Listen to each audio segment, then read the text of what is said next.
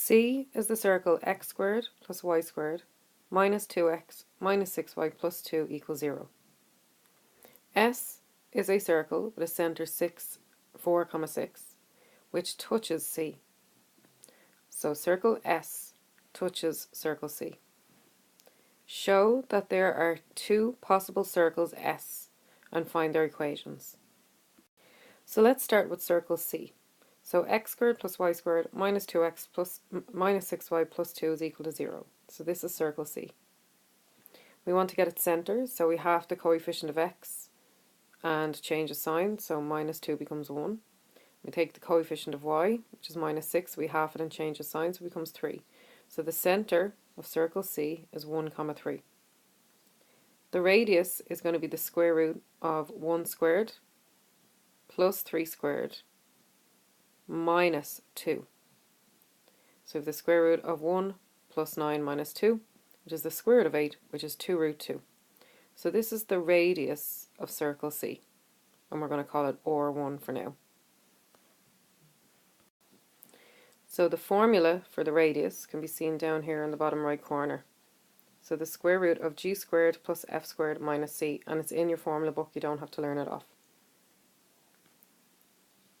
So d will stand for the distance between the two centres. So the centre of S is 4, 6 that was given in the question, and the centre of C is 1, 3. So we're going to get the distance between them. So we're going to use the distance formula, which is the square root of x2 minus x1 squared plus y2 minus y1 squared. So we sub into the formula, so we'd have to label our points first. So x1, y1, x2, y2. Sub into our formula, so we get the square root of 4 minus 1 to be squared plus 3 minus 6 to be squared, which gives us root 18, which is 3 root 2. And 3 root 2 is greater than 2 root 2, and 2 root 2 is the radius that we got for our circle C. Thus, 4, 6 is outside the circle. So we're going to let S1 be the circle, the centre 4, 6, so the centre 4, 6 was given in the question, which touches C externally. So if R2 is its radius, then R1 plus R2 is equal to D, and D stands for the distance between the centres. So if the circles touch externally, then adding their radii together should give us the distance between the centres. So R1 we worked out up here to be 2 root 2. So this is the radius of circle C. This is circle C. And R2 is going to be the radius. So R2 is going to be the radius of S1 that has a centre 4, 6, which was given in the question. And when we add these together, we should get the distance between the centres. So 4, 6 being the centre of S1 and 1, 3 being the centre of circle C. So R1 is 2 root 2. R2, we don't know what that is. And D, the distance between the centres, is 3 root 2, which we worked out up here. So solving for R2, so bringing 2 root 2 over the equal sign, it becomes minus 2 root 2. And 3 root 2 minus 2 root 2 is 1 root 2. So R2, the radius of S1, is root 2. Thus, the equation of S1 is x minus 4 to be squared plus y minus 6 to be squared, which is equal to 2. So the 4 and the 6 come from the centre, which again was given in the question, and the 2 comes from squaring the radius. So root 2 squared is 2.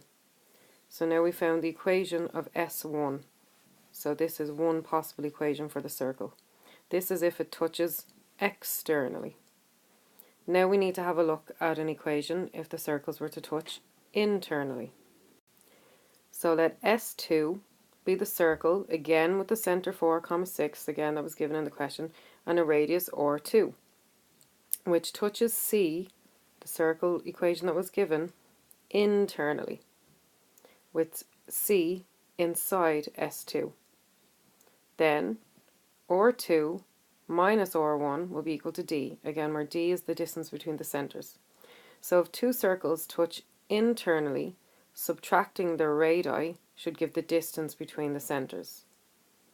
So it's the same idea as if they're touching externally, except if they're touching externally, we add the radii to get the distance between the centres.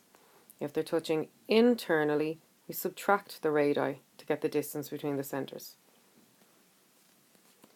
So R2 is going to be equal to 3 root 2, which is the distance between the centres, which we worked out over here, plus 2 root 2, which is R1. So if you take this equation and you solve for R2, so basically bringing minus R1 over the equal sign to become positive R1.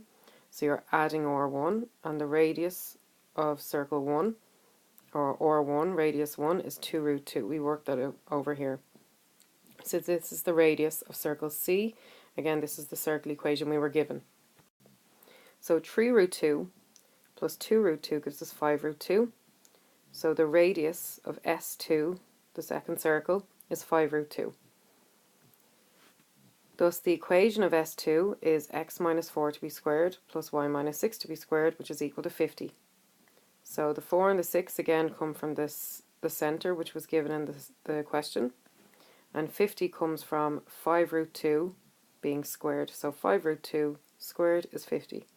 So now we have the second equation. So we were asked to show two possible circles S and find their equations. So the equation of S1, one possible circle, is x minus 4 to be squared plus y minus 6 to be squared is equal to 2. And the equation of S2, the second circle, second possible circle, is x minus 4 to be squared plus y minus 6 to be squared equal to 50. So remember, all you need for a circle equation is the centre and the radius.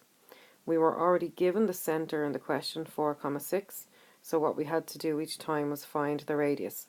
And we had to differentiate between which circles were touching externally and which were touching internally. So let's have a look at what that would look like. So C is the circle equation that we were given. So this black circle here is circle C. S was the other circle. Well, there ended up being two possible circle S's, but S was the other circle that had a centre 4, 6 and which touches circle C. So here we see this point here is 4, 6. So this is the centre of circle S. Remember, there's two possible circle S's. All we were given originally was the equation of circle C. Remember the black circle, a circle C. We had to find its centre. We did that. We found it to be 1, 3. We knew the centre of circle S was 4, 6. So the two possible circles are S1, which is touching externally. So here we see S1. So it's touching circle C externally at that point right there. And we know that the radius of circle C plus the radius of circle S is equal to the distance between the radius, the distance between the centres. So the radius of circle C and the radius of circle S added together gives us the distance between the centres. In the same way, circle S2 is the larger orange circle. They ended up to be touching internally. So we can see that circle C and circle S are touching internally at this point here. So the radius of circle S2, so that's the orange circle, so the radius of that circle minus the radius of circle C gives us the distance between the centres.